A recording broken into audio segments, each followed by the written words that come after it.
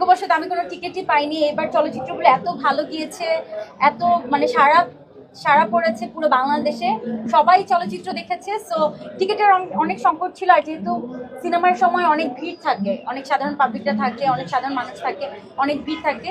So এই জন্য আমরা আসলে যেতে পারি না সিনেমা হলে।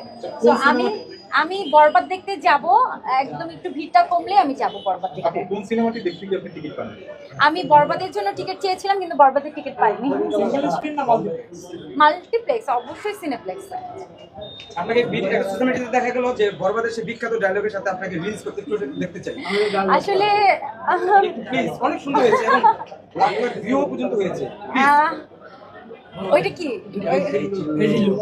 ও আচ্ছা, আচ্ছা হ্যাঁ, বরবাদের এই ডায়লগটা খুবই ভাইরাল হয়েছে, যার জন্য আমার কাছে মনে হয়েছে যে এই ডায়লগটা দিয়ে আমি একটু ভিডিও বানাই, সেই জন্য আমি বানিয়েছিলাম, আর এটাও খুব ভাইরাল হয়ে গেছে। এই ছিল মালদে। আসলে বরবাদের যখন ট্রেলার বের হয়েছে তখনই আমি বলেছিলাম এই ছবিটা আমার মাস্ট দেখতে হবে, এটা আমি দেখবো এই বাড়িতে, এটা আমি টার্গেট করে রেখেছিলাম। অ্যান্ড বরবাদের তো অনেকগুলো ক্লিপস দেখলাম ভাইরালও হয়ে গেছে, অনেকে সোশ্যাল মিডিয়ায় দিচ্ছে, অনেক আমরা ভিডিও দেখেছি সোশ্যাল মিডিয়ায়, অনেকে সিনেমা হলে গিয়ে ভিডিও করেছে।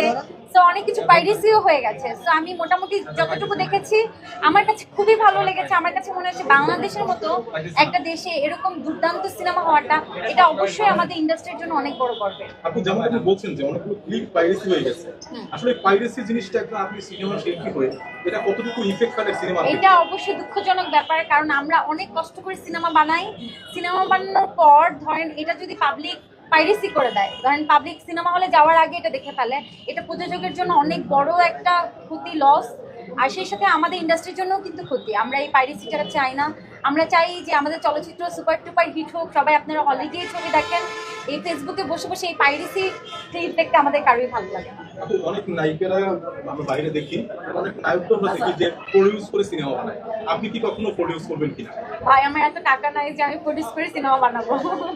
আমরা তো জানি নায়িকাদের অনেকটা, এটা দূর থেকে আসলে অনেক কিছুই মনে হয়, দূর থেকে সবাই অনেক কিছু বলে, কিন্তু বাস্তব জীবনটা কিরকম এটা আসলে যার জীবন যাচ্ছে সেই জানে। লাক্সারি জীবন মানে অনেকে বলে, আসলে দূর থেকে সবাই মনে করে নায়িকারা অনেক লাক্সারিয়াস লাইফ লিড করে, আসলে লাক্সারিয়াস কিছুই না। আপনারা যেরকম লাইফ লিড করেন ঠিক সেম ভাবে আমরা লাইফ লিড করি, কিন্তু ধরেন এই যে আমরা একটা জায়গায় গেলে সবাই হুমড়ি খেয়ে পড়ে, আমরা একটু পরিপাটি থাকি, আমাদের প্রতি মানুষের একটা ফোকাস থাকে আলাদা, এটাকে লাক্সারিয়াস মনে হয়। আসলে তেমন কোনো লাক্সারিয়াস লাইফ লিডই আমরা করি।